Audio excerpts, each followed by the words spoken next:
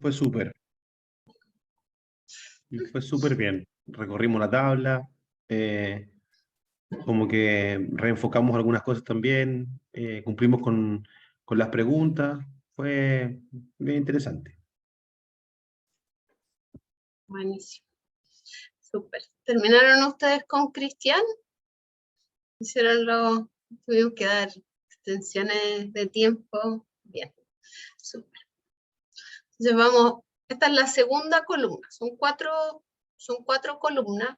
Yo me he dado cuenta que a veces el conectar con la necesidad hace más fácil hacer el salto a la columna 3. Por eso se lo he agregado así. Ya, aquí. ¿Están viendo ahí el PPT?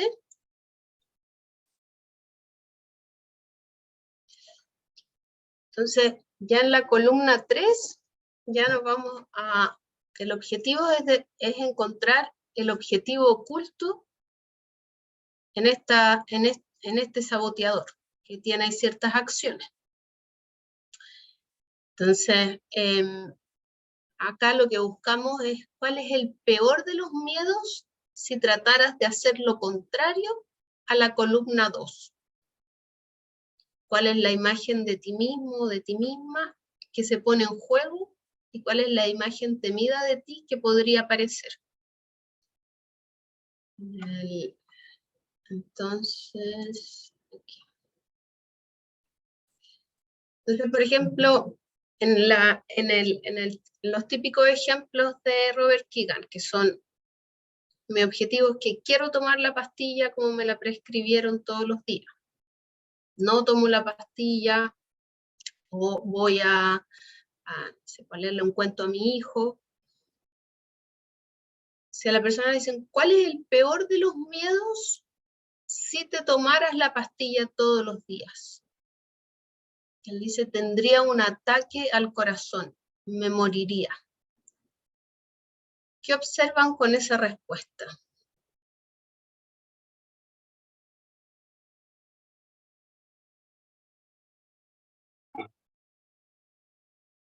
No sé, como que no, la persona no entendió la pregunta. Bien, bien, bien, bien, Félix, atento. Porque a veces uno ya lo pasa, y una de las cosas que tenemos que chequear cuando hacemos esta pregunta, bueno, en general a veces como coach nos va a pasar que hacemos preguntas y el otro responde lo que quiere responder, y a veces no nos responde lo que estamos preguntando. Pero acá, sobre todo si tendría un ataque al corazón, me moriría, ¿a qué pregunta responde?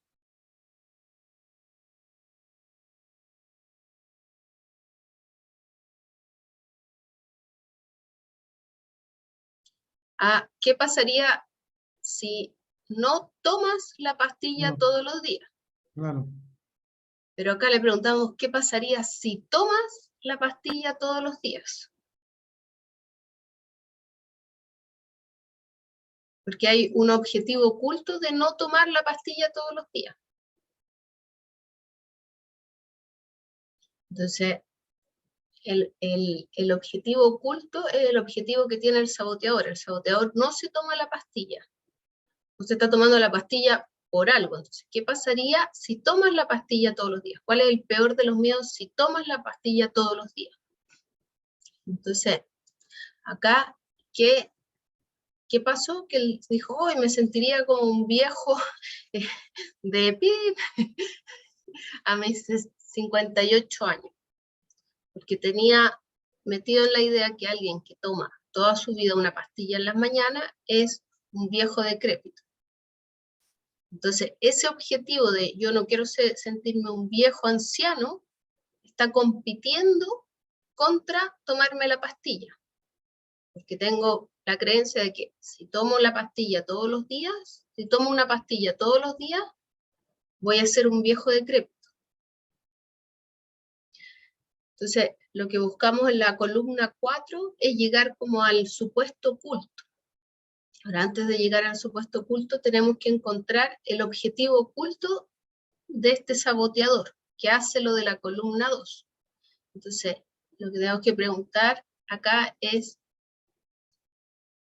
¿qué pasaría? ¿Cuál es el mayor de los miedos si no haces las acciones de la columna 2?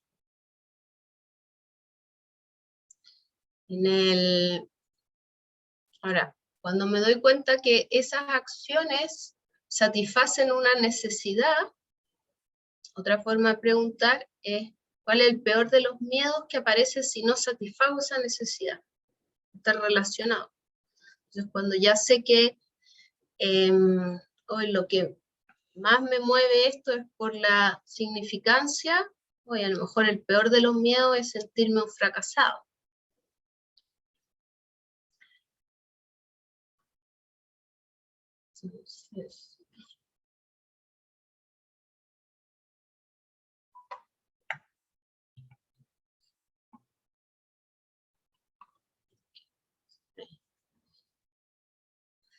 Entonces, por ejemplo, en el otro ejemplo, la persona que hacía, veía 4 horas de televisión. ¿Qué pasaría si no hubiera 4 horas de televisión todos los días? No me relajaría, estaría estresada, cargaría mis días con más estrés, no tendría algo entretenido, no me premiaría por el trabajo. Soy tarotista y termino muerta el día. Me tomo con mucho estrés el trabajo, con mucha tensión, me exigiría mucho. ¿Cuál es el mayor miedo si eso no pasara? Hacer mal mi trabajo, que no le guste, que me rechacen. ¿Cuál es el mayor miedo? Por ejemplo, acá, el mayor miedo sería sentirme rechazada. Entonces ahora quiero que ponga a pensar, ¿cuál es el mayor miedo si no hago la acción o acciones que puse en la columna 2? ¿Cuál es el mayor miedo? A veces puede haber miedo a ser malo, corrupto, perverso, imperfecto, miedo a ser indigno de amor, miedo a que no me quieran, miedo a ser despreciable o de no tener un valor, miedo a carecer de identidad o no ser importante, miedo a ser inútil, incapaz o incompetente, miedo a carecer de apoyo, miedo a ser desvalidado o quedar atrapado en el dolor, miedo a ser dañado o controlado por otros, miedo a perder la conexión o la fragmentación. ¿Cuál es el mayor miedo si no hago lo que puse en la columna 2? ¿Cuál es el mayor miedo? ¿Cuál es el mayor miedo que aparece si no hago eso y no se satisface esa necesidad?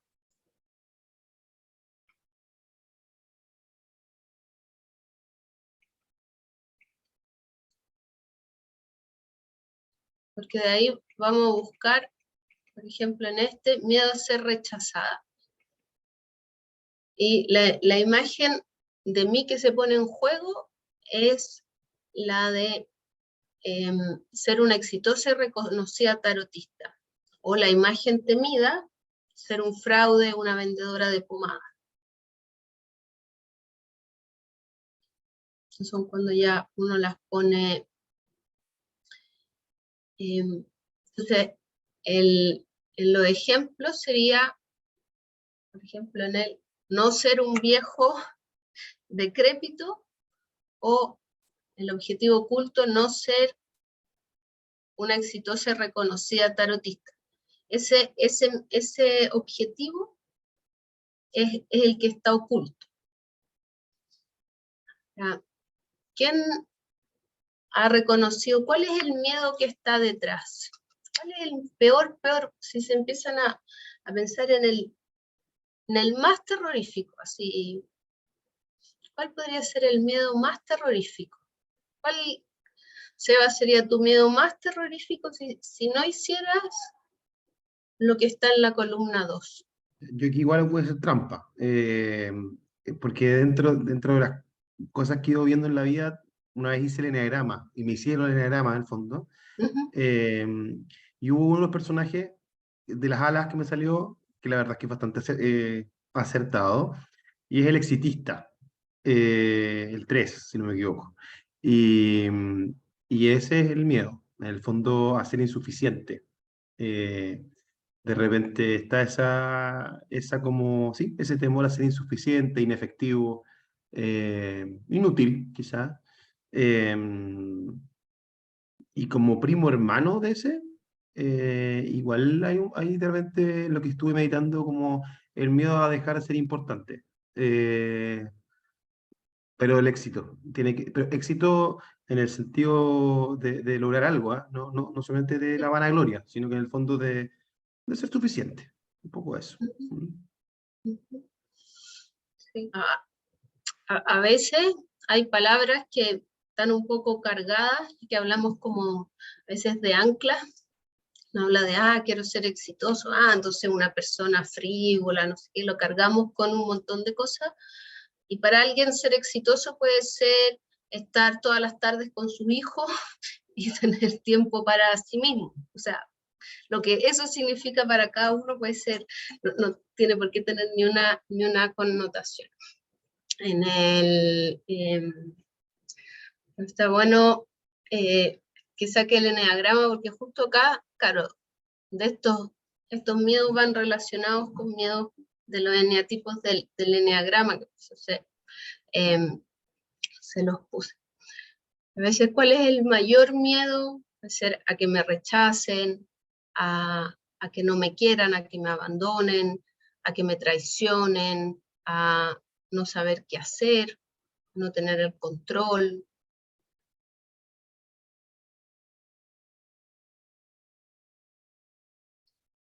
¿Quién, tú, Félix, puede identificar cuál es el miedo más terrorífico si no hacen lo contrario a la columna 2? Pensando en mí, ¿Sí?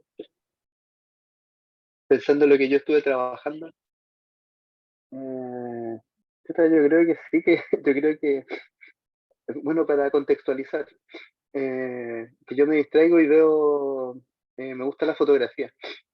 Bueno, de hecho tengo una cámara bastante buena y tengo lente y todas esas cosas. Eh, y yo creo que es como el éxito, el no ser reconocido. Que mis fotos, a mí me gusta la fotografía de paisaje, Cristian. No de mujeres piluchas. Eh, Eso, entonces, como que y de hecho yo subo fotos en Instagram, todo eso, pero dejé de hacerlo hace un buen rato. Yo creo que eso, yo creo que y también lo dejé de hacer porque creo que esto del ser reconocido, como que digan, oh, qué foto tan buena tomó él.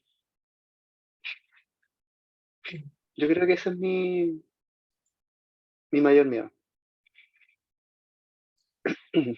Él dice, espera, que me acordé que no estoy grabando, parece. No, sí, parece que sí. En el miedo de no ser reconocido aparece ¿cuándo? Mm, que cuando las personas vean mis fotos, no, no encuentren que sea una buena foto. Ujú. Mm. Con todo lo que significa tomar una buena foto, que tiene que ver con la composición, con el cuadro, con el revelado, con todas esas cosas. Ujú. O sea, si no, ya, es que quería chequear que no fuera como la primera pregunta que responde en otra cosa, sino que si no te tuvieras tanto tiempo dedicándote en las fotos, en el fondo ese es un miedo a no ser reconocido como buen fotógrafo, como que produce buenas fotos. Sí. Ujú. Ujú. Y de hecho dejé de sacar fotos y de subir fotos. Mm, Entonces estoy en esa, en que llevo ya varias semanas. Pues, ¿ya cuándo voy a sacar fotos de nuevo? Y ahí me invento varias excusas para no salir. mm. Si me recuerdo bien, algo así, tú querías como el accionar, pero el accionar como en cosas de tu trabajo como más como profesor. O sea, si lo quiero llevar a una área súper específica, sí. Pero Ujú. si voy a hacer ya como una especie de confesión, yo creo que es como que lo que me pasa un poco en la vida. Ya eso es súper amplio, pero sí, pues me pasa en el trabajo, me pasa en este tema de las fotos, me pasaron varias cosas. Ujú.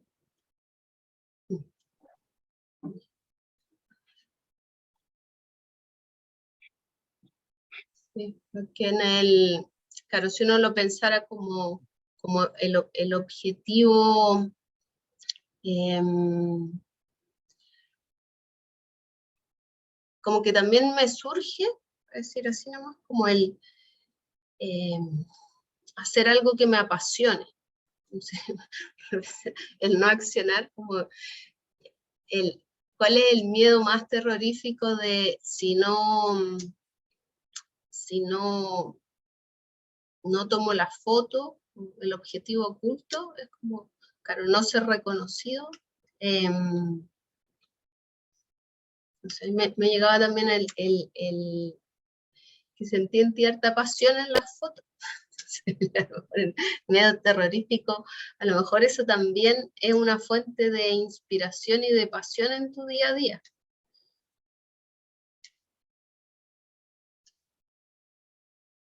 Y el tema de o sea, específicamente está hablando de que me apasione lo que quiero hacer. Sí, Ujú. o sea, lo que pasa es que todo esto va, columna 1, 2, 3, 4, para hacer con respecto a un objetivo. Entonces me pareció que en alguna parte de lo que escuché a reojo así en su trabajo en grupo, tenía que ver con no planifico ciertas cosas como del trabajo, que estaba un poco con esa tónica. Sí. Porque lo que vamos a hacer después, todo esto va para definir la creencia a trabajar. Entonces, si hago, después uno va a terminar acciones de la columna 3, 2, entonces pasaría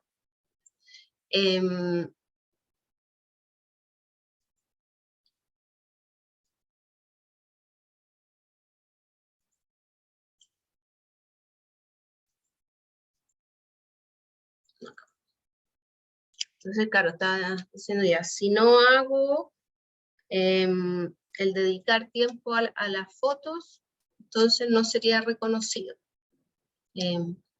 Ahora, todas estas son para empezar, después uno puede ir como,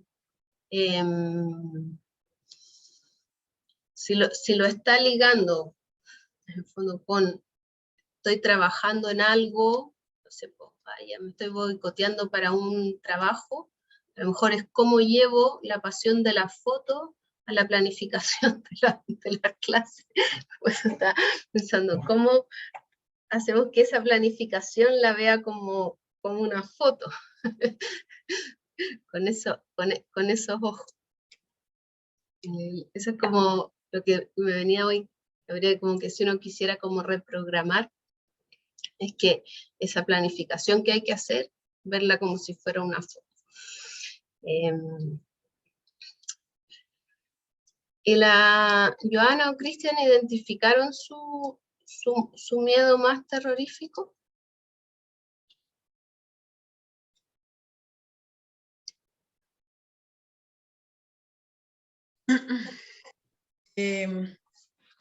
Puse varios miedos. Mientras hablábamos, bueno, referente al tema con mi hermana, que es algo que conversé con Sebastián, que estuvimos hablando, que era el tema ¿de dónde estoy? Del tema del amor, de formar parte de algo. Entonces tal vez mi miedo allí sería, según el listado que vi acá, miedo a ser indigno de amor, puede ser. En ese. Y en cuanto al otro que había puesto, que era distraerme con más domésticos, que era como mi segunda opción. Tal vez puede ser miedo a ser o sentirme inútil, incapaz o incompetente.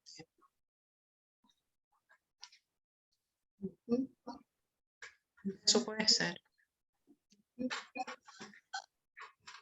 Porque de ahí tengo que irlo poniendo con cuál es la imagen temida de mí que se pone en juego. O sea, la hermana indiferente, la hermana que nadie quiere, o ser una mala persona, ser alguien despiadado que no ayuda. Una forma que ayuda a veces es pensar como en estos saboteadores como personajes, con nombre y apellido. Entonces, ya, no sé, ser una mala mamá, no sé, ya, es como un arquetipo, le da como más fuerza cuando uno después lo empieza a trabajar en el coaching. Es más fácil también uno recordárselo cuando le ponen nombre y apellido al personaje, ya sea la imagen temida de mí o la deseada de mí, que generalmente tienen alguna característica opuesta. O sea, la hermana solitaria que nadie quiere versus la buena hermana que es querida por todos. Son como dos aristas de lo mismo.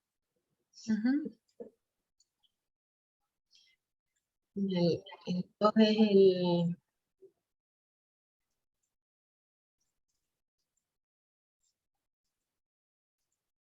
acá, por ejemplo, la imagen temida debe mismo ser una, o sea, la imagen deseada ser, no sé, una exitosa y reconocida tarotista.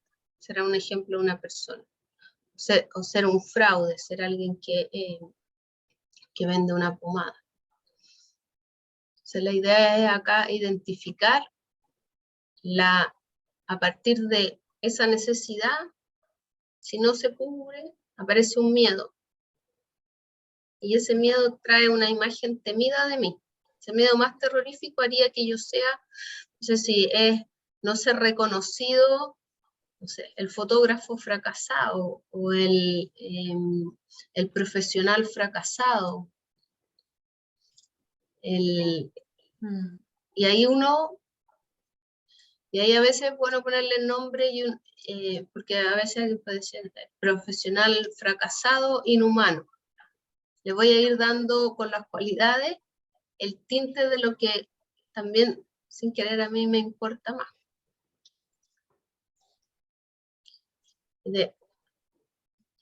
Y Cristian puede identificar cuál es su miedo más temible. Para mí está un poco más difícil, no logro como visualizarlo tan fácil, porque mira, yo lo que puse es que como más cosas dulces de lo debido, soy fanático de lo dulce, ¿ya? Pero tampoco es una adicción, sino que me gustaría como bajar un poco el tema. El punto es que, claro, ¿qué sería lo peor? Quedar con ganas nomás, con tanto dulce, porque sobre todo tengo como el hábito, es como un mal hábito en el fondo, ¿entiendes? Porque es como después del almuerzo siempre como algo dulce. Y no es por hambre, eso es lo que le explicaba a los chicos. ¿Entiendes? Como de goloso nomás. Pero ¿qué es lo peor que puede pasar? Quedar con ganas, porque no es por hambre, no sé, no, ahí me pierdo. A veces, muchas veces, comemos por necesidades fisiológicas. Tenemos hambre. Muchas otras veces comemos por necesidades psicológicas, por decirlo de alguna forma. O sea, yo puedo comer, no sé, un chocolate cuando no sé qué decidir. Yo puedo comer, no sé, a veces por necesidad de autoestima, puedo comer por necesidad de sentirme acompañado, puedo comer por otras necesidades. Claro, que dices comer un poco más, igual se te ve en buen estado físico, así que no debe ser tanto. Pero a veces, muchas veces, sobre todo los que tienen más sobrepeso, tienen más disfuncionales. O sea, claro, si pensara en que nunca más puedes comer ningún chocolate más, ¿cuál es como el miedo más terrorífico que aparece? El suicidio. ¿Ah? El suicidio. No, es que es como quedar, a ver. Tengo miedo a no darme placer, tengo miedo Claro, a no como una entregarme pérdida. una alegría, un reconocimiento. A veces uno come por darse por reconocerse o premiarse. Claro. Y yo creo que podría ser eso, ¿no? Como una gratificación, un premio. ¿Puedo hacer una pregunta? ¿Sí? Con todo el respeto de Cristian también, pero es una pregunta así al aire lo que estoy escuchando. En una sesión hablando de esto, por ejemplo, podría preguntársele directamente, por ejemplo, Cristian es deportista, entonces que detrás de esta como ganas de, no sé, pues moderar el consumo haya una imagen que se pone en juego cuando en el fondo me saboteo al comer el chocolate, en el fondo no sé, pues, de un deportista saludable. En el fondo eso se puede empezar Estoy jugando en la ficción, no quiero hacer ningún análisis psicológico ni nada, ni de Cristian ni de nadie, pero en el fondo, ¿se puede entrar a preguntar de esa forma? Me encantó tu pregunta, Seba, porque eso es lo que en general necesitamos mirar cuando estamos haciendo coaching. A veces vamos a tener que ir hilando datos o historias, no sé. A lo mejor, y acá a veces uno pregunta los estándares porque no sabemos qué es mucho chocolate. A lo mejor él va a decir, voy a comerme no sé, un pedacito así a la semana. Y uno va a decir, pues eso no es nada, yo me como un sanenú. No sé, Sí, ¿qué es mucho, qué es poco? Generalmente depende del estándar y no sabemos acá todavía como un poco a ciegas de qué está hablando. Pero me encanta tu pregunta, en el sentido que es ver más allá con la historia. O sea, porque puede ser que se esté culpando mucho más con una pequeña dosis por yo soy un deportista, no sé, por reconocido de élite, ¿cómo se dice? Que un estándar normal de persona que no se sienta tan culpable con la misma cantidad, por ejemplo. como yo, no me siento culpable, para nada. Entonces, uno podría ver qué tanto hay, y podría ser que la imagen temida de mí que se pone en juego, o sea, bueno, en realidad acá, o sea, si yo como esos chocolates, me estoy sintiendo mal deportista o mal en el fondo de lo que yo aprendí que tengo que ser. Un poco por ahí yo creo que es muy buena como la línea indagatoria, me encantó porque esa es la idea de que cuando hagan coaching conectar otras cosas. O sea, si hay alguien que está en una etapa de la vida que se está jubilando, y está hablando de yo quiero ser coach, le pasan distintas cosas que a alguien de 20 años. Entonces, tengo que ir mirando lo que no me dice también. Ahora, no sé si le quieres como repetir cómo sería tu pregunta y si Cristian la quiere contestar. Bueno, no, en el fondo sería como una contrapregunta directamente, o sea, en esta sensación o en este anhelo de no consumir tanto dulce, tanto chocolate, ¿cuánto crees que se pone en juego como dice aquí, tu imagen y tu autoimagen también de un deportista? En el fondo, si hay relación o no en eso, como para indagar un poco en ese asunto, en el fondo. Eso haría, como esa pregunta haría yo, si es que en el fondo, ¿cuánto hay de tu imagen que quieres cuidar que está influyendo para que a lo mejor se genere esta culpa o esta sensación de querer restringir este cuadradito ese menú, digamos? Algo así, no sé bien cómo formularla. Pero por ahí. Entiendo la pregunta, sí. Sí, pero sí, cuesta como imponer una respuesta. Yo creo que puede ver, o sea, ya ahora que estamos analizando más en profundidad, es como un poco de autoexigencia nomás, o sea, de como exigencia desmedida nomás, porque no es, tampoco es algo así como eh, algo maníaco, que no es que me como 3 chocolates al día y quedo esperando el otro, ¿no? De repente como la autoexigencia de no debo. Eso. Acá es, por ejemplo, si yo no quiero comer menos chocolate, la columna 3, que hago que saboteo, que me como un chocolatito, entonces, día por medio, no sé cuánto será el que... Acá el peor de los miedos es si hiciera lo contrario a la columna 2. Entonces, el peor de los miedos, si no comiera ese chocolate.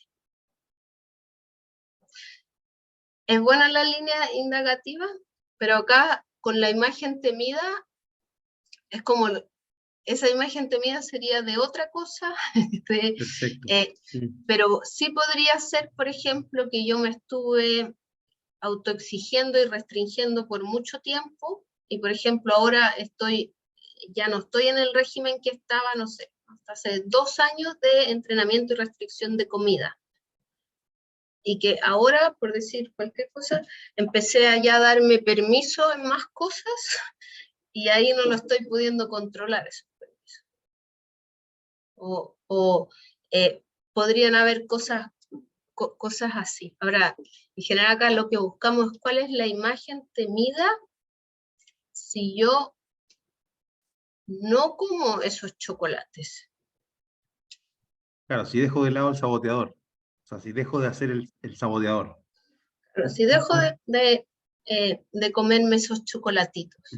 Entonces, el chocolate en general es una forma, bueno, azúcar, pero es como entregarnos placer. Entonces, a veces es no premiarse, a veces me estoy exigiendo mucho. Entonces, a veces la imagen temida puede ser, me sentiría muy autoexigido, seguiría, que posiblemente para llegar a los estándares en el deporte que ha llegado Cristian, ha tenido que seguir hartas exigencias. Me imagino como con rigurosidad. Entonces, pero me encantó el traer esas preguntas porque esa es la idea de que generalmente cuando a veces les doy preguntas, o sea, las preguntas que estaban ahí, la idea es que ustedes las vayan adaptando. Que estaban encima, en algún grupo preguntaron, hay que hacerla igual, no hay que hacerla igual, sino que eso es como una idea de referencia, a veces que se puede preguntar por las necesidades. Generalmente cuando sale un saboteador, dentro de una conversación del coaching, a veces no toda esta metodología, pero ojalá se lleven el que si hay un saboteador, buscar qué necesidad satisface y cuál es el mayor miedo si no estuviera. ¿Cuál es el mayor miedo si eso no está? A veces no en todas las sesiones, hay que hacerlo con esta como profundidad.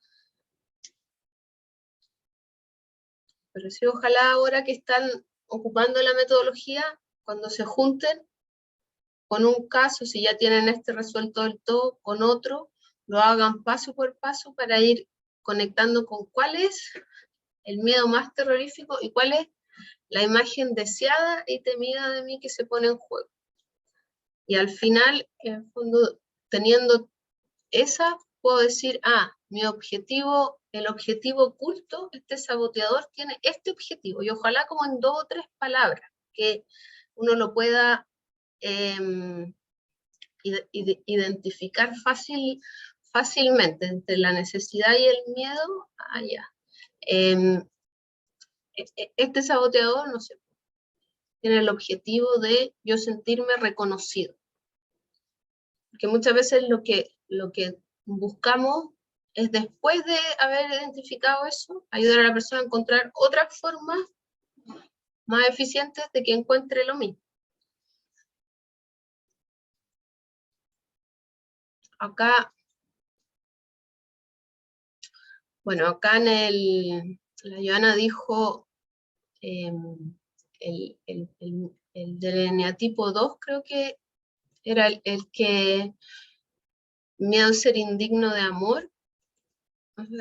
Se lo voy a dejar así. A veces algunos como de los que están para como explorar cuando sacan uno de esos, a veces viene en la historia que aprendía, no está bien tener necesidades.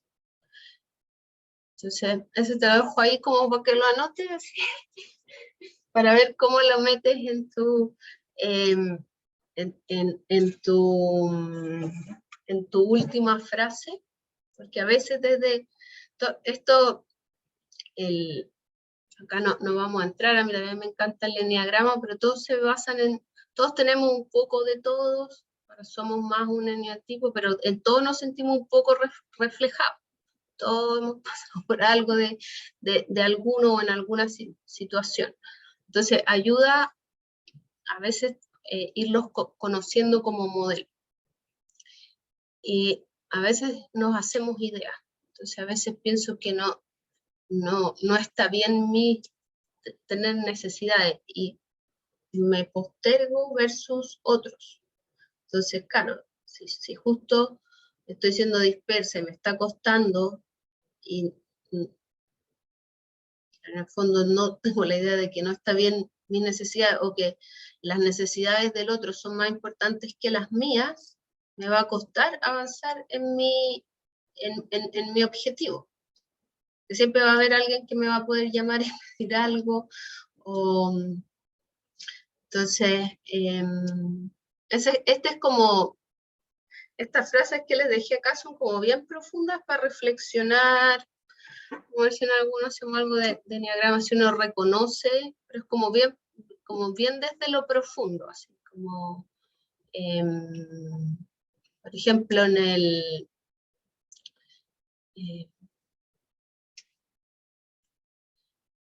miedo, bueno, dijeron harto del reconocimiento. Bueno, voy a bajar hasta ahí. Para de ahí irme a la... Entonces, la columna 4 lo que busca es sacar el gran supuesto que tenemos que desafiar.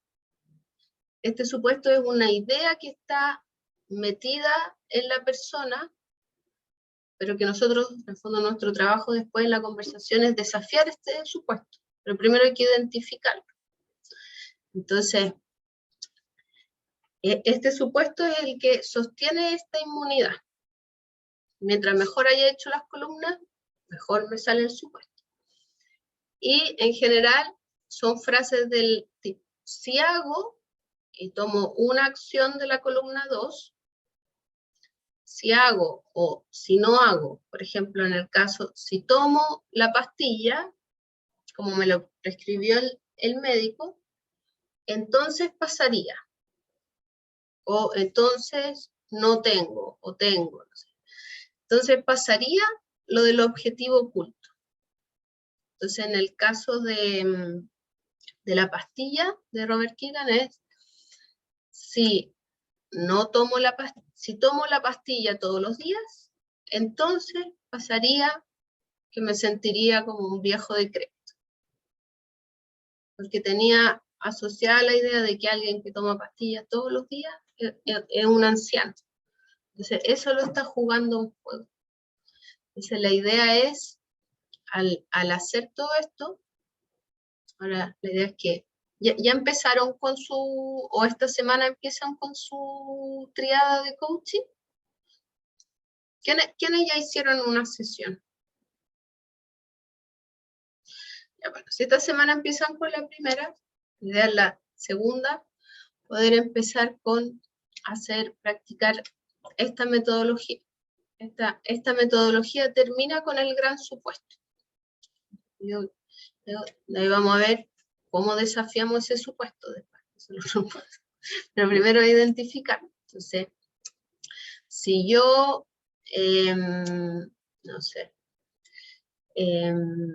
le digo que no a mi hermana, si yo no ayudo a mi hermana, entonces pasaría que sería una mala persona. Entonces, tengo que ver cuál es el objetivo oculto que está haciendo, que está compitiendo con mi objetivo. Yo quiero, no sé, hacer mi propuesta a la licitación, el no sé qué, pero hay otro objetivo que está compitiendo. Mala persona, no sé,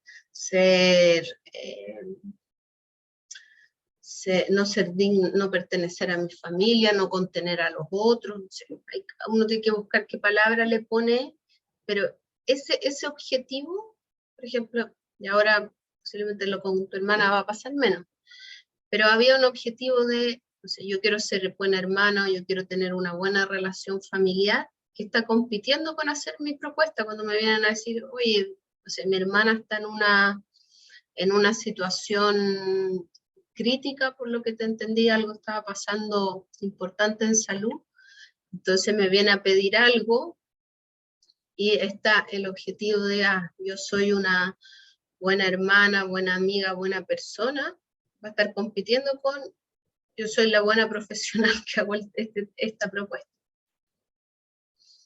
Ahora,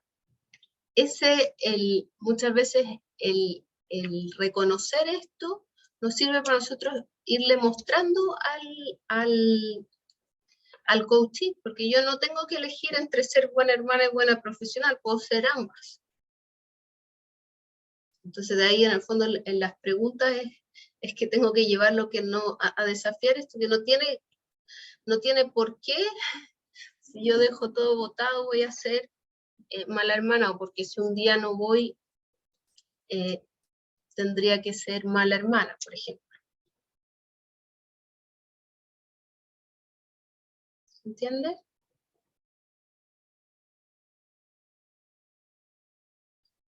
Aquí hay alguien que ya pueda armar su gran supuesto. Lo tiene ahí.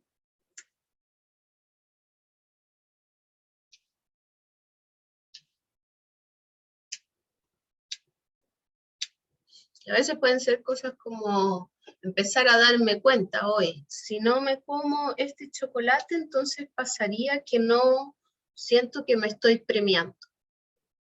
Y a veces el puro darme cuenta de que, oye, en realidad yo puedo premiarme de otras maneras, hace como que ya a veces lo puedo empezar a cambiar. Pero ayuda a llegar a la creencia, al gran supuesto que está boicoteando. O sea, un ejemplo concreto que, basado en lo que con la Diana conversamos otras cosas, pero en el fondo podría ser, en el fondo, si no priorizo las cosas que planifico, entonces me sentiría que soy indiferente frente a las necesidades del resto. Y eso, ser indiferente en mí se traduce como poco exitoso, en el fondo como tener impacto, por ejemplo. Sí. Algo así, en el fondo. ¿Eso significaría qué cosa? En el fondo, el no tener, el quedar o el parecer indiferente frente a las necesidades de los demás, a mí me significa una sensación de no importancia, un poco la necesidad esta de ser importante, o significativo, creo que era.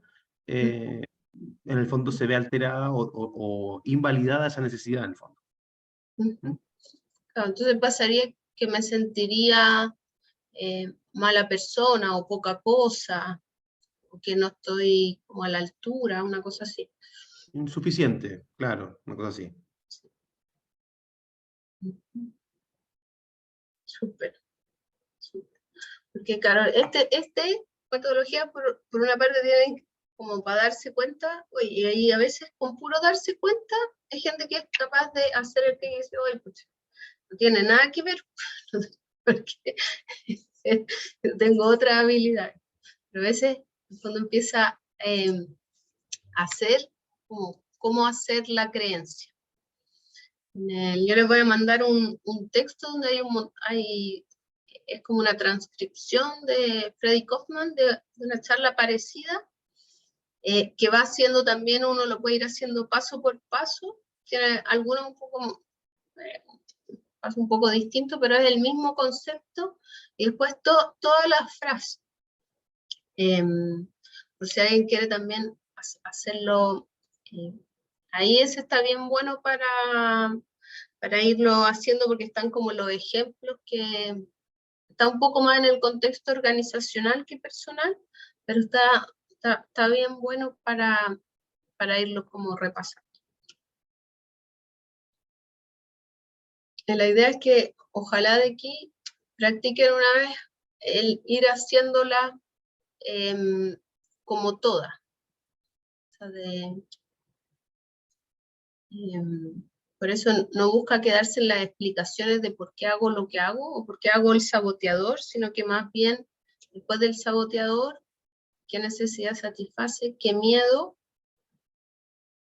para ir juntar eso. ¿Con qué se quedan de la sesión de hoy? ¿Quién ya armó, Seba ya armó su frase? ¿Quién más o menos? Ven que uno puede hacer una y después cambiarle las palabras y ponerlas, pero ya por lo menos tiene un borrador de gran supuesto. Ya, la Joana también.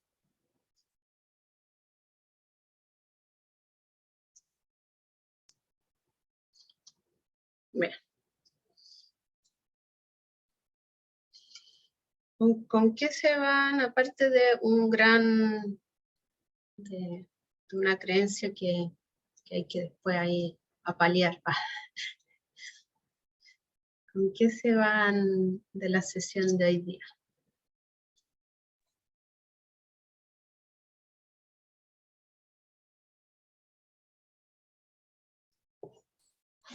Bueno, yo me voy con mucho que pensar.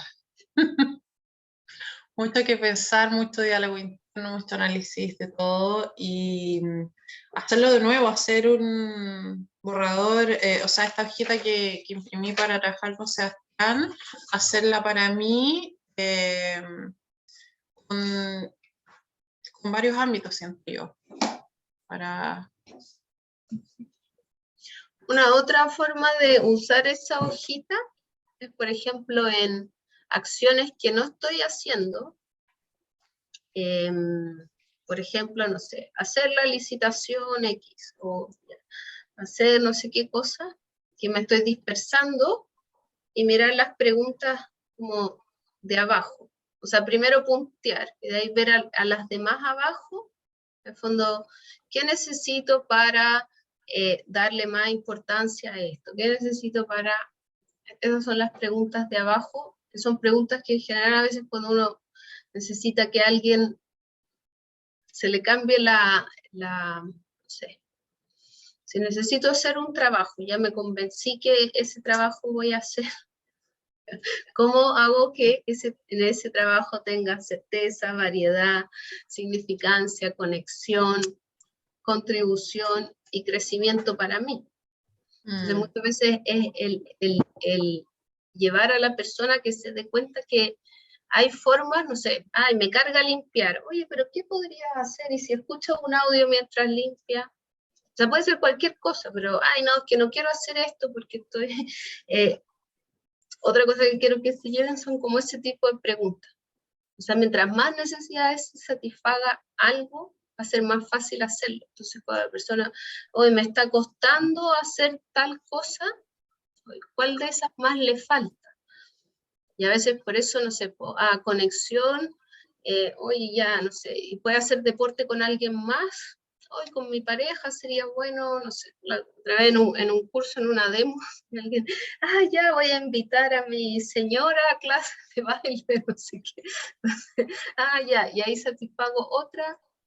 Entonces, eso quería que se lo llevaran también como indirectamente, aparte de esta metodología, que ojalá queremos llevar que las acciones o cosas para que sea más fácil que la persona las pueda tener, tengan todas esas necesidades. Entonces, con las preguntas buscamos que se sienta importante, se sienta querido, conectado, que pertenece, tenga variedad, tenga cierta certeza. Yo también, cuando quiero que practiquen coaching, claro, siempre va a haber algo nuevo porque la persona va a decir y va a responder, pero alguna certeza tengo que tener, alguna variedad, algo siento que tener de conexión, de contribución, de crecimiento, que voy creciendo como coach.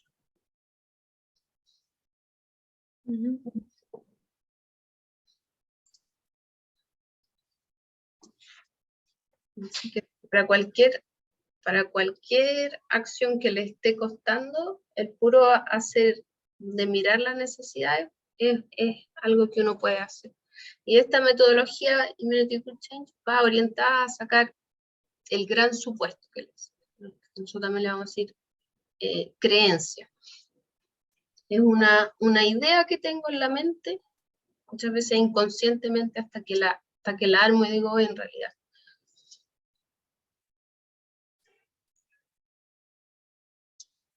¿Con qué más quiere decir? ¿Con qué se va hoy día? ¿Se dieron cuenta de algo? ¿Entendieron la estructura? ¿Qué se enseñaron? Quizá al entender que los cambios tienen un fundamento, no es pura ejercicio voluntarioso, sino que los cambios transformacionales así verdaderos, por esta vía se pueden en el fondo lograr de manera más sostenida en el tiempo, quizás, y no a pura voluntad. La voluntad es importante, súper importante, pero hay veces que se pone demasiado énfasis en eso y de repente los cambios no son posibles porque no se tiene conciencia de estas como programaciones, así que hay en la mente y en el corazón y que de repente, claro, impiden un cambio sostenido en el tiempo y son puros fuegos artificiales, ¿no? Quizás en esa reflexión, un poco lo que te comentaba en la sesión chica, de repente este proceso de como abrazar la sombra o abrazar en el fondo las cosas que no nos gustan, también en el fondo es importante. De las cosas que se repetían mucho en mi formación antigua era que Dios que te creó sin ti no quiere redimirte sin ti. En el fondo un poco eso.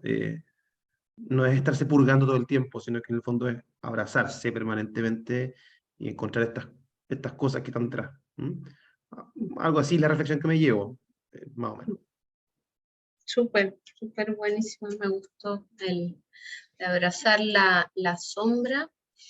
Sí, sí, incluso en una sesión logramos que la persona por último se acerque y entienda y abrace un poquito más a su saboteador, ya algo avanzó. No sé si ustedes saben, pero bueno, hay cosas que están como más medidas. Pero, por ejemplo, con el peso, más o menos el 95% de las personas que bajan de peso con una dieta estricta, al año rebota. Claro, porque a veces puedo con fuerza de voluntad, ya voy a hacer esta dieta y cambio, pero estoy haciendo algo o tomo unos remedios que me quitan el hambre y no sé qué, y ya. Pero eso no es sostenible porque no vi lo que estaba detrás. Entonces, acá la idea es, siempre también la voluntad ayuda, y algo de voluntad va a tener que tener tu coach, por lo menos para ir a las sesiones, pero es buscar también qué hay atrás más que solo voluntad. Así que me gustó. ¿Alguien más que quiera compartir algo, una palabra, algo con qué se va? Yo me acordé, Karin, lo que Sebastián hablaba de los eneagramas. Por eso es lo que me pasa, pues yo soy 6, pues. No tengo confianza en mí misma. Yo también en eneagrama salí 6 y claro, y hace muchos años que lo hice, y no me acordaba. Y ahí está mi mayor miedo, pues, el temor de la certeza, de no tener la certeza. Mi mayor miedo es equivocarme, pues. Ser incompetente, no tener, no ser capaz, y entonces por eso busco tantas opiniones. Y entonces me quedé como, cierto, así que vamos bien. Y la estructura me ayudó mucho. El tema que, como tú entraste también en la sala nosotros y nos ayudaste con las preguntas, también ahí ya entendí el tema del saboteador, yo no lo entendía al principio. Así que muchas gracias. Muchas gracias. Súper, súper. Y todos tenemos un poco de eso, todos venimos de aprender del colegio, acá que hay profe, como de que hay que tener la respuesta correcta, que hay una, y no hemos legitimado tanto el error, porque uno cuando se equivocaba, bueno, ahora las educaciones son un poco distintas, mejores, pero tenía mala nota, y en realidad acá tenemos que el error es parte de aprender, nadie, y en lo que somos exitosos todos en caminar, nadie aprendió, se paró y dijo el camino perfecto. Ese fue el producto que me caí. Entonces hay un trabajo que tenemos que hacer, que es volver a mirarnos y legitimar el error como forma de ser bueno en lo que sea. Cristian, por ejemplo, como deportista, tiene que haber hecho millones de cosas del remo, muchas veces mal, hasta que, entendí cómo era, pero no es algo que uno a lo mejor agarró al tiro. Entonces, generalmente como que si todos fuéramos como cuando somos acá, varios tienen hijos chicos, Seba, yo a mis sobrinos los veo cuando empezaban a caminar, no sé, se soltaban un poquito, daban, bien, tú puedes, y después, no sé, pues se caían, no dolió, levantarse. Si con esa energía nos tratáramos cada error, o sea, sería, porque el peor de las cosas es que nos hacemos nosotros, no, parece que no soy buena para esto, no sirvo, no sé. Así que gracias por traerlo, porque en el coaching vamos a tener que ahí legitimar el error, porque nada va a salir siempre, y no sé, o sea, a veces después vamos a poder hacer análisis con video. Nosotros decimos, el único que tiene la última palabra es el que fue coaching. Y uno como observador puede decir, oye, ¿esta pregunta se puede hacer? En teoría todo se podría preguntar. Ahora, ¿qué le pasa al coaching o a la persona con la pregunta? Ese otro tema. Así que eso. Bueno, muchas gracias. Que descansen, que les vaya bien. Suerte con su vida, con sus prácticas. Chao. Chao, que descansen.